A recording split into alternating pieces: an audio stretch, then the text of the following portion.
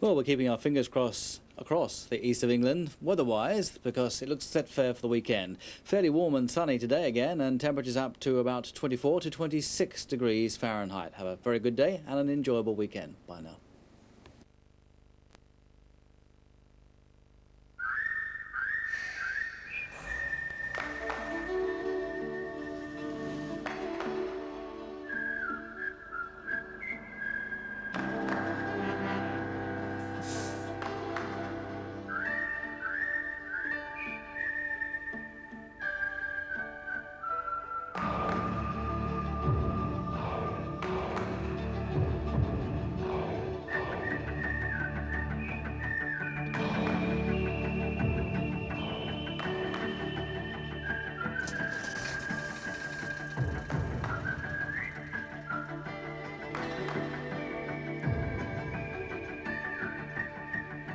Compared to ordinary diesels, Shell Advanced Diesel gives less smoke.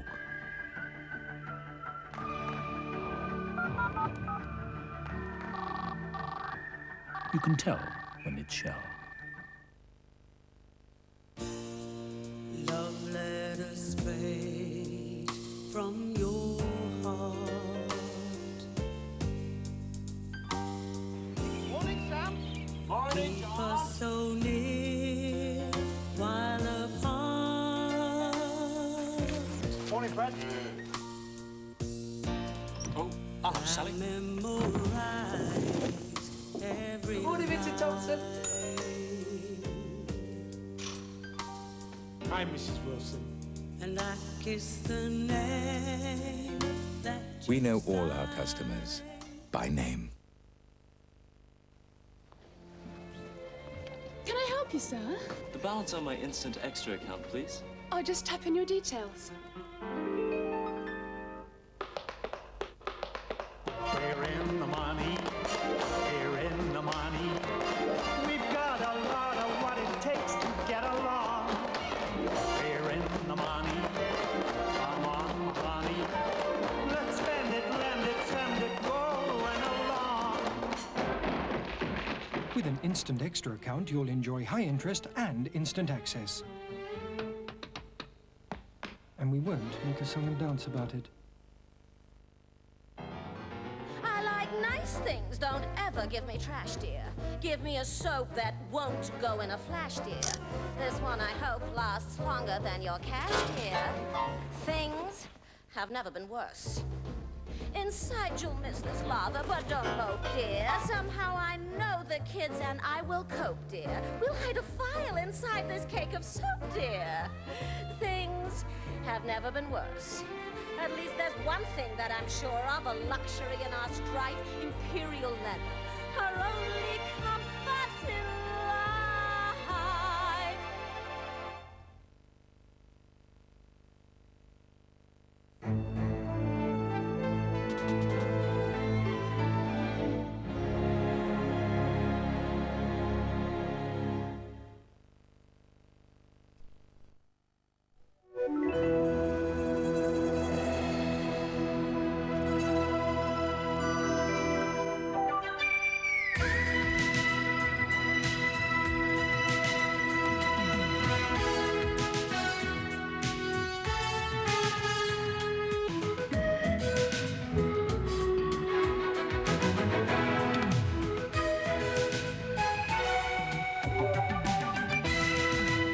Good morning. It's 6 o'clock on Friday the 13th of July. I'm Catherine Holloway and you're watching Good Morning Britain from TVAM. The main news story, Trade and Industry Secretary Nicholas Ridley today flies back into Britain to face an angry Mrs Thatcher over his attack on Germany in The Spectator magazine. Sport and former England cricket captain David Gower is back in the England squad for next week's one-day international against India. And financial news, well, the International Stock Exchange is to launch an inquiry following yesterday's price fluctuations of Hawker Siddeley shares. At one stage during trading, the share price fell 79p to £5.31 or £5.31. And the weather now, it'll be another hot and sunny day for most of Britain, although it'll be cloudy at first in the north. Now let's go over to Lisa Aziz for the first national and international news of the day.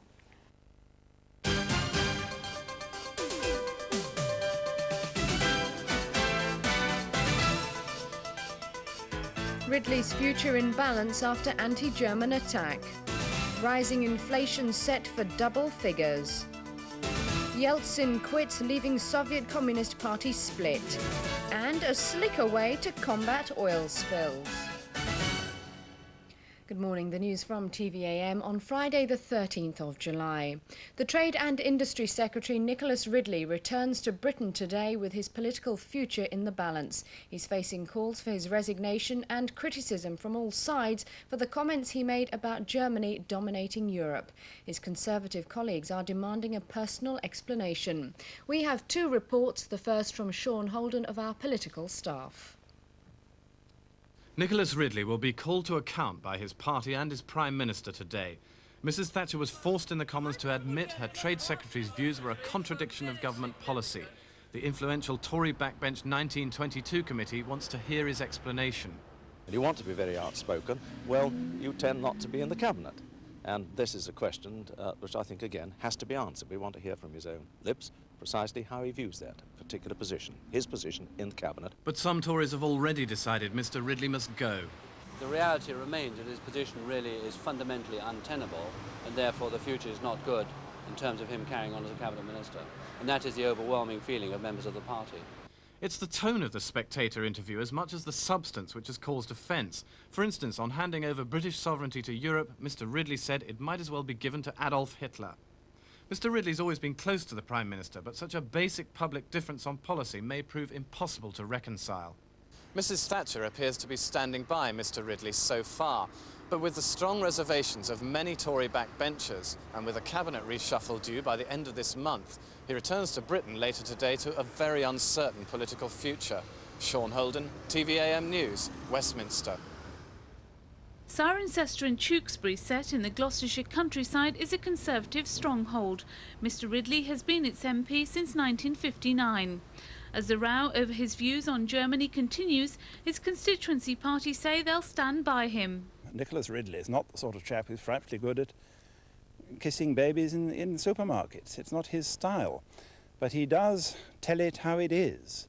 As party officials rally round to defend Mr Ridley in his home village of Naunton, it seems he has the support of many voters.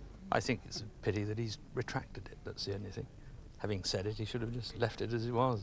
I think he has a valid thought there, but I think he found the wrong time to say it, didn't he? While he may face a storm in Westminster, locally his standing is as calm as the picturesque environment. Mr Ridley's comments won't have come as a surprise to many of his constituents. While they may question the colourful language he used to express his views, no one here is calling for his resignation. Mantesh Deol, TVAM News, Naunton in Gloucestershire. The Governor of the Bank of England, Robin Lee Pemberton, says Mr Ridley's comments undermine the government's economic policy. Today, inflation could break the 10% barrier, the first time in more than 8 years. And as our financial correspondent Peter Coe reports, it could lead to a vicious circle of price rises and demands for higher wages. It's a year ago this week that the then-Chancellor Nigel Lawson claimed it looked as though the inflation rate, then standing at 8.3%, had peaked. The rate did subsequently fall, but thanks to higher mortgage rates and recently higher gas and electricity prices combined with the poll tax, inflation has rapidly worsened. The city fear a vicious spiral of wage and price inflation. If, for example, the rate goes to 10% this month, then it's certain to go substantially above 10% next month, and we may see unions queuing up to wait for that higher reported number in mid-September before getting involved in bargaining processes. Earlier this week, the Chancellor admitted inflation was significantly higher than he would like, and it would have to come down before interest rates could be cut. That seems to imply no relief on mortgages until well into next year. Peter Coe, TVM News in central London. In the Soviet Union, it's expected that thousands of radicals will follow Boris Yeltsin's example of resigning from the Communist Party. Mr. Gorbachev's arch-rival walked out of the party congress, saying he now had other responsibilities as president of the Russian Federation. Michael Voss reports from Moscow. It's the first time since Lenin seized power in 1917 that the Communist Party has seen a mass walkout. Boris Yeltsin says he won't join another political party while he's president of Russia. But the Democratic Platform will form a new parliamentary party. In Congress they number barely 100, but hope to take several million rank-and-file communists with them.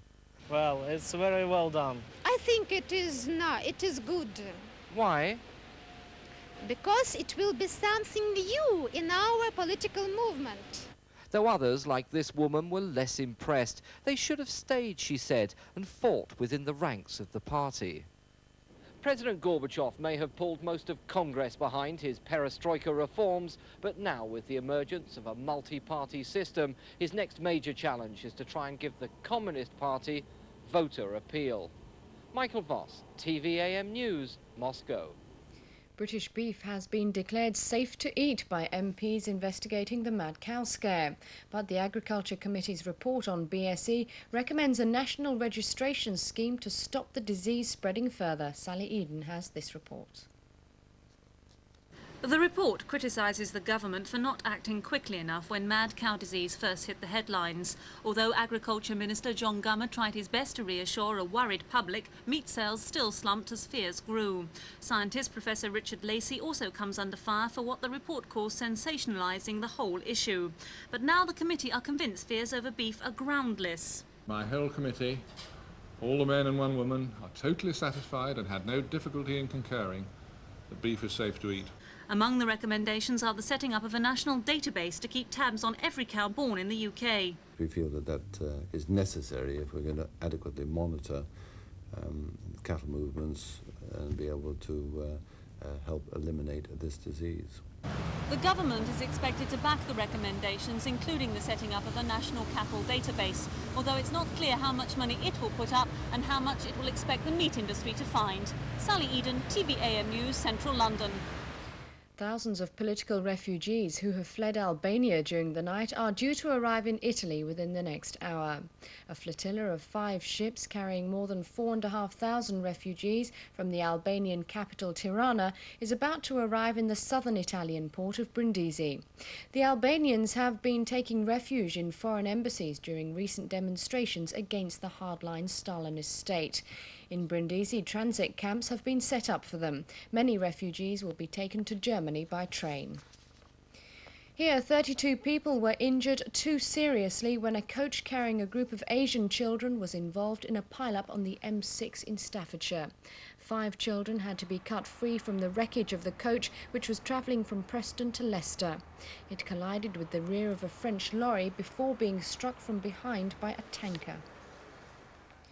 Prison officers say there's been a thaw in the dispute over jail staffing levels after talks with the prison service. Last weekend, officers staged a 72-hour ban on new admissions to overcrowded prisons. Stuart Ramsey has this report. Union leaders arrived at the prison department headquarters already angered by the government's privatisation plans for the escort of prisoners to court. Before the meeting, there seemed little chance of a breakthrough in the staffing level dispute. The Prison Officers Association claims 600 new recruits are needed to maintain staff safety. But after a day of talks, both sides appear to be moving towards agreement. We would regard one further meeting as being the only one which would be necessary to finalise this issue. So I would say things are very finely balanced. There has been obviously some movement. The union remains suspicious of the prison service, but they've agreed to halt further industrial action until their executive committee meets next week. And finally, in America, scientists have got a new weapon in their fight against oil slicks. They've developed a bacteria which actually eats the oil. The microbes, which are kept as dry granules, had their first tryout last month in the Gulf of Mexico when the Megaborg supertanker exploded. The bacteria transform oil into harmless fatty acids and reduce its volume by 1/3. And scientists say the microbes cut traditional cleanup costs by 90%. And the main news again, Trade and Industry Secretary Nicholas Ridley's political future is in the balance today following his controversial comments on Germany's role in Europe. It's now 11 minutes past 6. Back to Catherine. Thanks very much. Now we've got some news of the weather. Another wonderful day ahead today, I think. Here's Ulrika Johnson to tell us about it.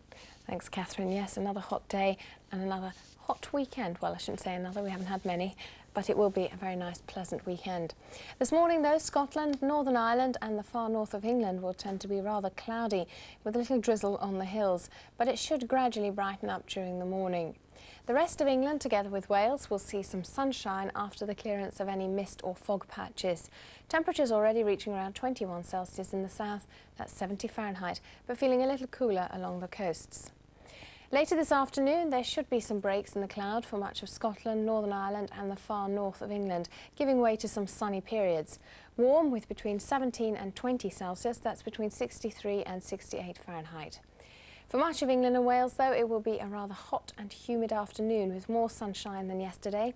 It will feel a little cooler and less humid along the east coast, but temperatures still hot, ranging from 22 to 28 Celsius, between 72 and 82 Fahrenheit. Well, there'll be a little cloud over Scotland tonight, but it will be well broken, also some mist on the hills. For the rest of Britain, it should be yet another clear and warm night, again leading to some dawn and mist fog patches towards Saturday morning. And so the outlook for Saturday, warm and sunny everywhere, well into the 80s. The temperatures on Sunday will start dry, but thundery showers will affect many areas during the evening.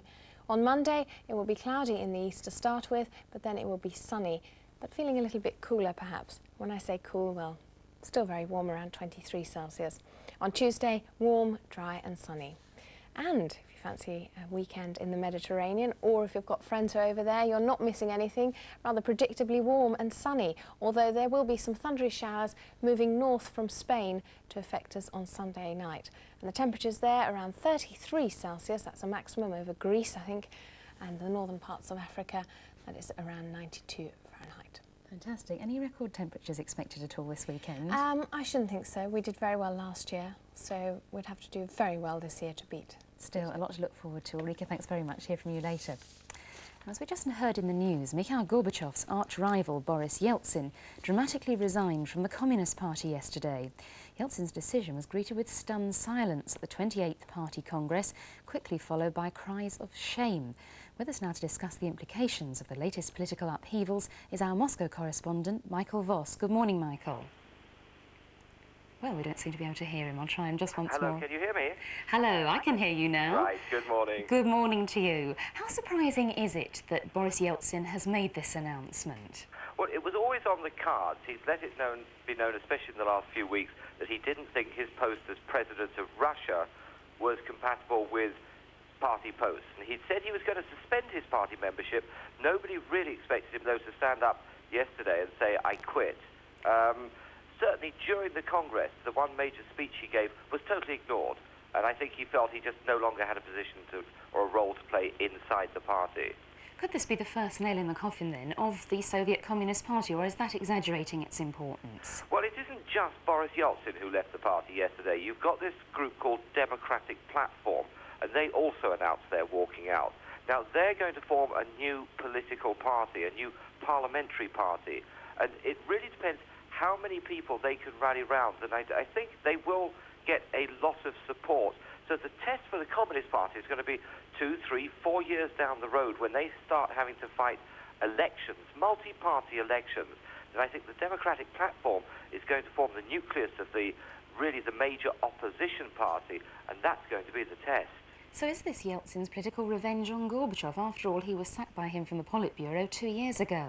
Well, there has certainly been a lot of tension between these two leaders for a long time now. All right, a few weeks ago we did see the two men smile and shake hands on a platform, but apart from that, there's obviously been a lot of tension. And it must be said, in 4 or 5 years' time, the presidency of the Soviet Union will be coming up, and I think that's Yeltsin's first move was seen yesterday. Of course, yesterday we talked about Mr. Gorbachev's success in uniting this Congress. How far has this move undermined that? Probably not, because it was always expected that the Democratic Platform would leave. I think, and what President Gorbachev did manage to do was split that Democratic Platform, because part of them said, we're going to stay inside the party, we're going to rename ourselves the Reformed Communists and fight for change within the party. But no, President Gorbachev has managed to pull round the old guard, the conservatives, to his point of view. He's managed to get them to fall in line behind them. I think a very significant victory for President Gorbachev despite these defections. What's been the popular reaction to it? Has it been widely reported there? Yes, it has. it's been reported, but very little official comment. If you're on television or writing for newspapers in this country, you can't start editorializing about it and giving your own views. Unless you're a, quote, political commentator, and it always takes 2-3 days for the views to come through. So everybody now knows it's happened. It was top of the news last night. And speaking to people last night, a lot of people are relieved it's finally happened, and I think looking forward to having a nucleus of a new party to rally around. Well, very interesting moves there. Michael, I know you'll be watching them carefully for us. Thanks very much for joining us this morning.